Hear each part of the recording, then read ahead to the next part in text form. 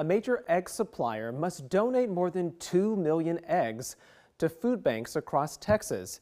It's part of a settlement between Cal-Maine Foods and Texas Attorney General Ken Paxton. Paxton had sued Cal-Maine for alleged price gouging and illegally raising the cost of eggs by around 300% during the pandemic. Now, in a statement sent to us here at KXAN, Cal-Maine Foods said in part here, quote, Cal-Maine Foods is proud to support Texas families by donating more than 2 million eggs to food banks across the state, as it has many times in the past.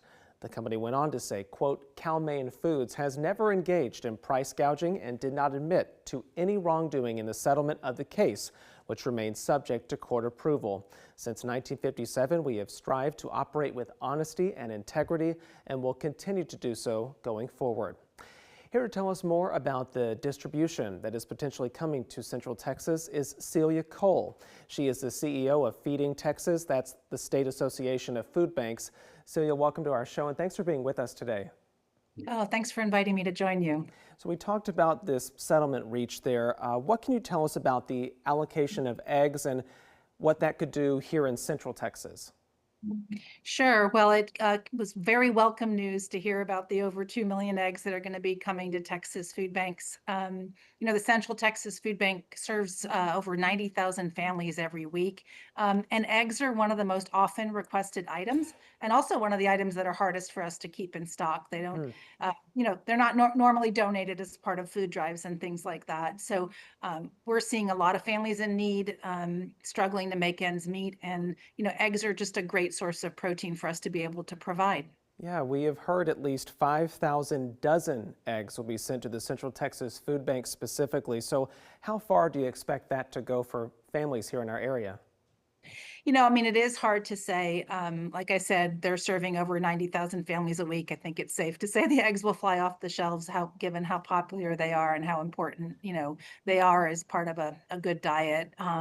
So I think, for us, it just increases our ability to get healthy food to the people we serve in Central Texas and across the state. Yeah, we have well covered on this particular show just how much need there has been for food banks all across Texas and really the country, especially after that record government shutdown. So what kind of an impact does this settlement agreement make for the operations that you all have seen?